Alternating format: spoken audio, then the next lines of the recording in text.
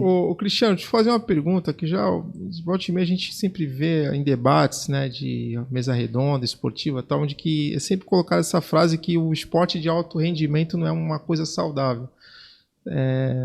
Você concorda com essa colocação, cara? Ó, eu vou te falar, né? Já. Até que ponto, né? Podcast tem algumas polêmicas às vezes, né? É bom. A ideia é essa. Eu vou te lançar uma, né? Uhum. Na verdade é o seguinte, estudos estão mostrando ao contrário. Por muito tempo a gente no ambiente universitário pregou isso mesmo, entendeu? Que quando você fala de rendimento é uma coisa, de saúde é outra, tá? Mas recentemente na pandemia eu fui convidado pela Federação Paulista de Judô e fiz uma palestra, né? Tinham só os caras renomados assim, Flávio Canto deu palestra também e outros mais, e para mim coube falar sobre treinamento e masters, competições de masters, né? E aí estudos que foram realizados mostraram questão de qualidade de vida, percepção de qualidade de vida, a saúde no geral desses caras é muito boa, entendeu? Faltam mais estudos para a gente poder estar embasado e estar falando a respeito disso, né? E estar comparando. Obviamente um sujeito que compete a vida toda, no final da sua vida, ele vai ter sequelas disso, né? Quem um dia já foi atleta sabe bem que a gente está falando, desgaste, tá? Né? Mas fazer essa correlação direta com algo negativo, né? Eu acho que ainda algumas coisas estão mudando. Principalmente quando me coube falar nessa palestra a respeito de treinamento para Masters e competições para Masters e mostrar se esses caras tinham qualidade de vida ou não, tá? E na sua maioria dos estudos mostravam que sim. Faltam mais estudos. Na época, eu mesmo falando para os caras do judô, eu mostrei estudos envolvendo natação, atletas de natação e corrida também, entendeu? De longa distância e tal. Então, ainda é muito carente a literatura para a gente poder afirmar isso aí, entendeu?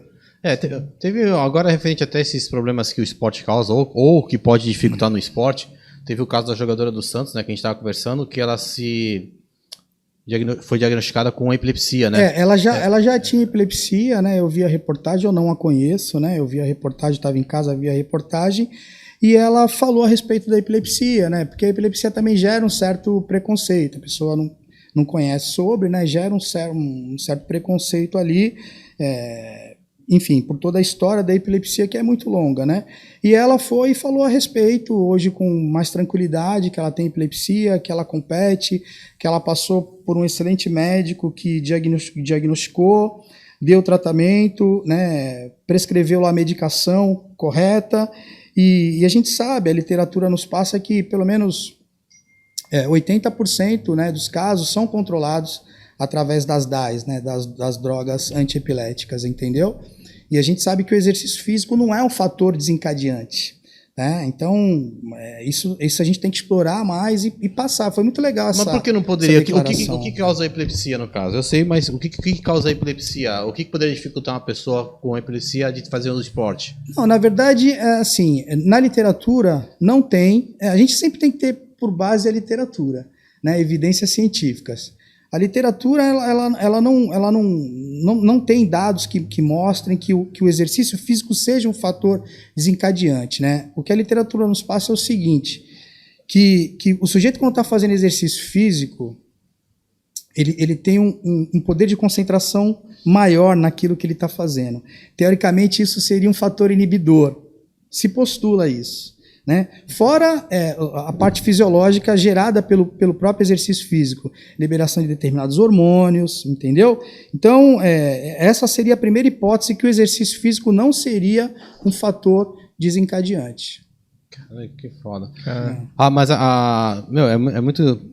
Tem vários problemas, né? Você estudou sobre transtornos mentais, né? Que você falou também disso aqui, né? Faz parte da minha trajetória. Faz parte da sua trajetória, né? E hoje eu vejo muita desculpa de pessoas até para entrar pro surf por motivo de alguma doença, falando, mas eu sofro de, sei lá, epilepsia, eu já soube de aquela doença que tem na cabeça também, que vai regredir.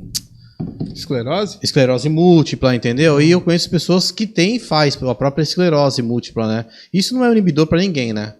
Você tocou num ponto importante, né? É bom abrir um parênteses e comentar, que nem esportes aquáticos, aí já tem que ter uma atenção maior, entendeu? Surf, natação, porque a crise epilética é um evento aleatório, Não necessariamente precisa ter um fator desencadeante. Do nada, o sujeito que tem epilepsia, ele pode vir a ter, né? Existem os fatores desencadeantes, sim, né? Álcool, privação de sono, aquelas luzes de danceteria, entendeu? Alguns jogos de videogame, dependendo do tipo de epilepsia, podem ser fatores desencadeantes, né?